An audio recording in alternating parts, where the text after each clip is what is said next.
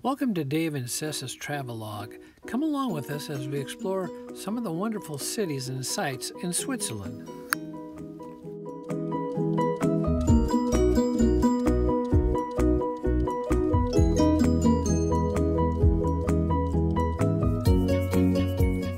The first place we're going to look at is Iglesaw, which is on the northern end of Switzerland on the Rhine River, and that is just south of the border to Germany. Gazing at the small riverside town from across the river, you get the feeling that this place has seen a lot of history.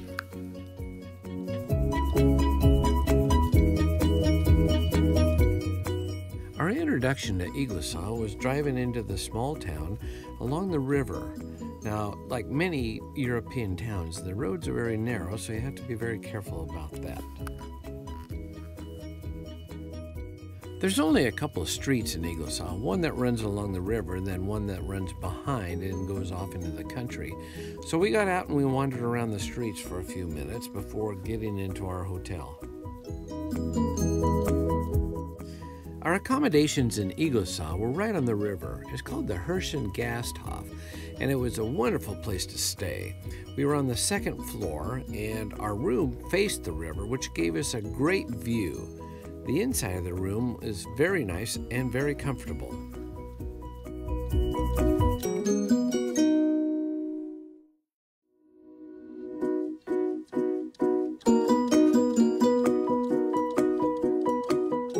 One thing I'd recommend to those of you who are taking long trips, every now and then take a day off and just rest.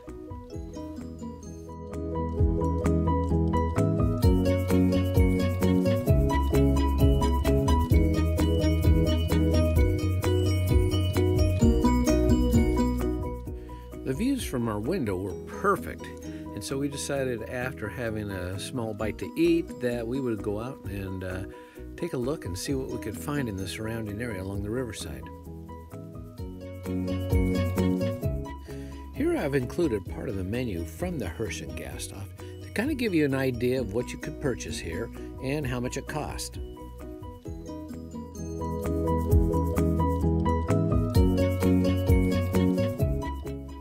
I don't know about you, but for me, cobblestones define Europe. I love the idea of cobblestones, so whenever I get outside, especially like here along the river, you can see the cobblestones in the road. It's just a wonderful feeling, and you know that you're in a different place.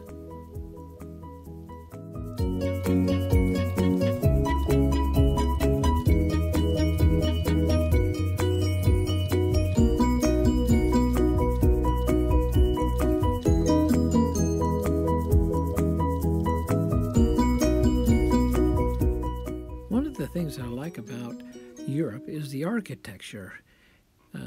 Iglesaw is quaint, cozy, and colorful.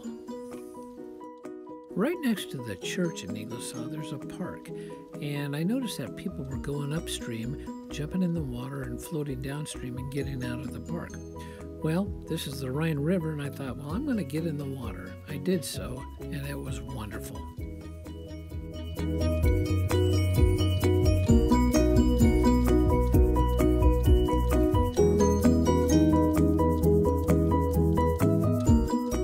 The next day we were going to head south towards Weggis and Lake Lucerne, but before we did that we went across the river once again and took in the ambience of Iglesaw from the south side, and it was a beautiful experience, and I would recommend this place to anyone.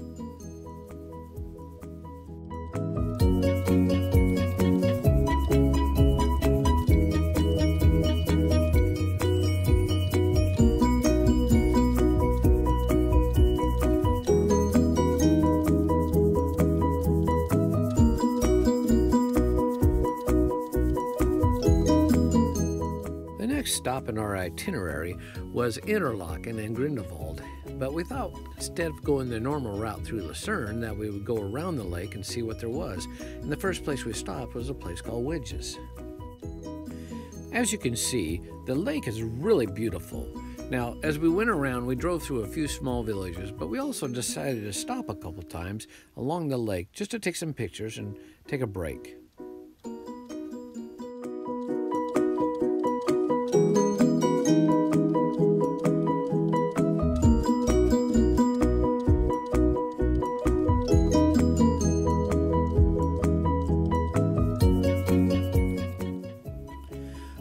love about Switzerland, and probably a lot of Europe, is that in a very short time you can be in a whole different area.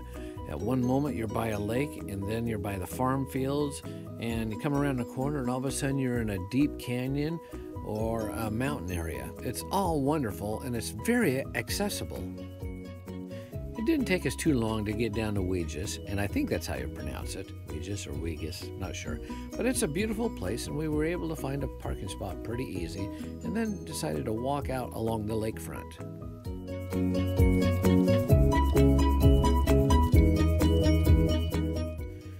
The weather really cooperated with us, and it was a beautiful day.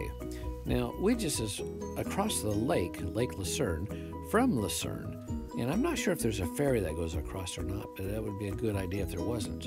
We walked along and went through some of the parks. As you can see that there was these large checkerboards, and you'll find this in many of the cities in Europe.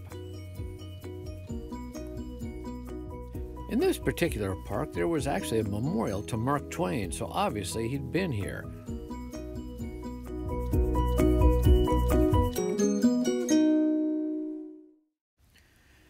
One of the fun things about traveling is taking photos.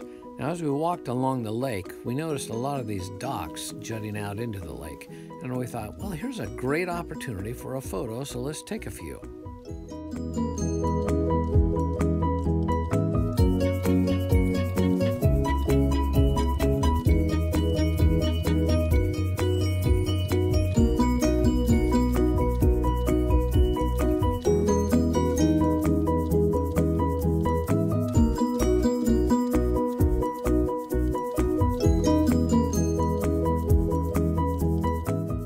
Things that really surprised me was the number of fish in this lake. As you can see in the photos, they were everywhere.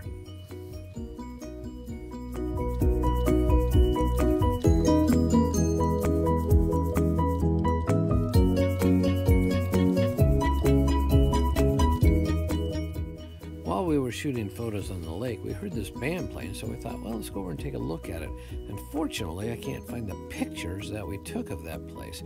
But here's a few more by the lake, and then us relaxing. I really like this photo. This photo shows Sess sitting by the lake, and it just reminds me of everything I love about Europe. Just the sun, the nice ambiance, and taking a break after a long day of photo shooting or wandering around or shopping. After a little more relaxation, we have to leave and head to our next stop, Zurich.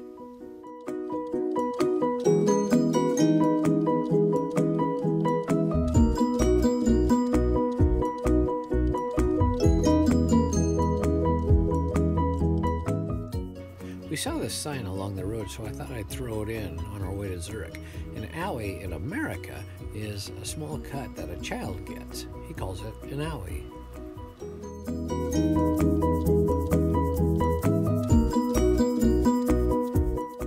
Switzerland is one of those places a lot of people dream about, and Zurich, the modern-day capital, is a wonderful place to explore.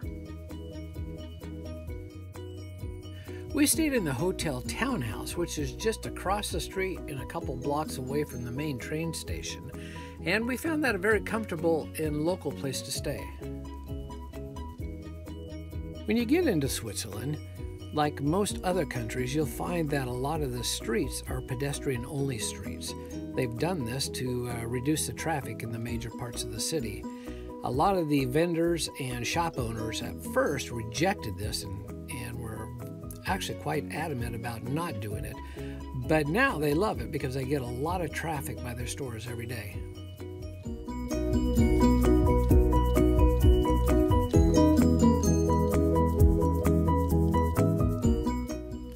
Having a river go through your city is one of the delights of, I think, any country and any city. I know Florence has one, and Iglesaw has one, and Zurich also has one, and it's a delight to walk around.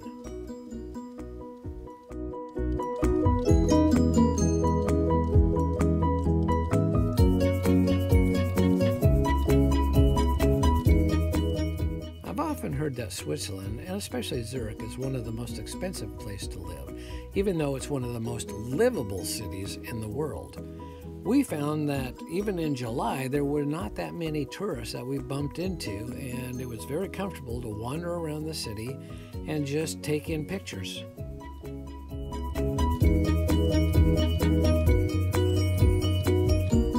Zurich was more of a jumping off spot for us than it was for a main stay. We were here for a couple days, but we were headed over to France and then down to Greece. We also went to Interlaken and Grindelwald, so this was kind of a way station for us.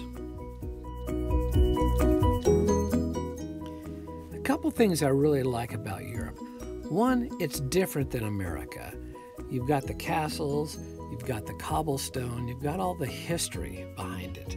The other thing is the shopping streets. It's wonderful to wander on the shopping streets, even if you're not going to buy anything and just window shop.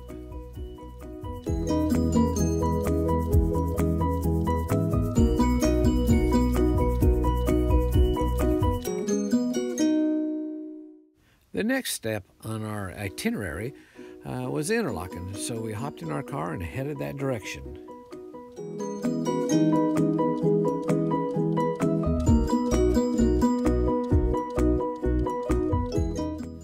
One of the problems of driving in Europe is that wherever you go, there seems to be a photo opportunity, so of course we had to stop and take a few.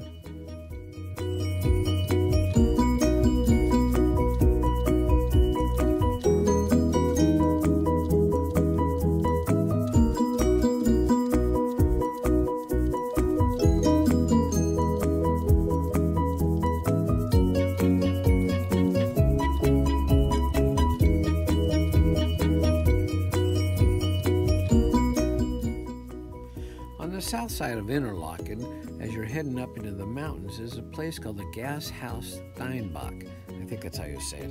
And anyway, this is the place where we stayed for a few days as we explored Interlaken and Grindelwald. It was a beautiful place, out of the way and right by the river.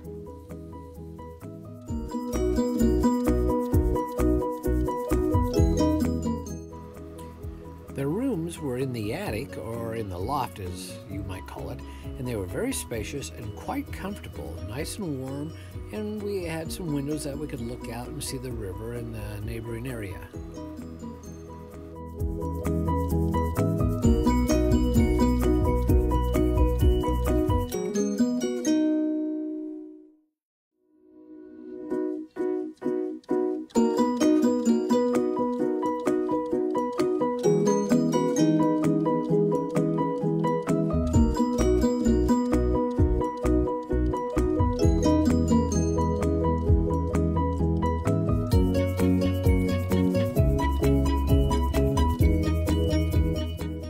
The old bridge that was right in front of our guest house, so we got out and took a few photos of it. It was wonderful. It was made of old beams, and I mean quite large beams, and it looked very solid, and I imagine it needed to be if that river ever got out of control.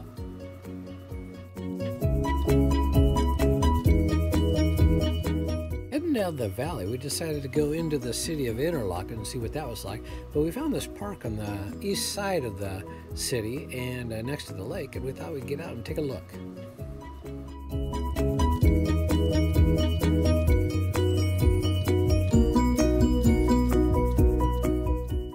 I don't know about you, but wherever we go in Switzerland, the water looks so blue, and there's just a lot of fish everywhere.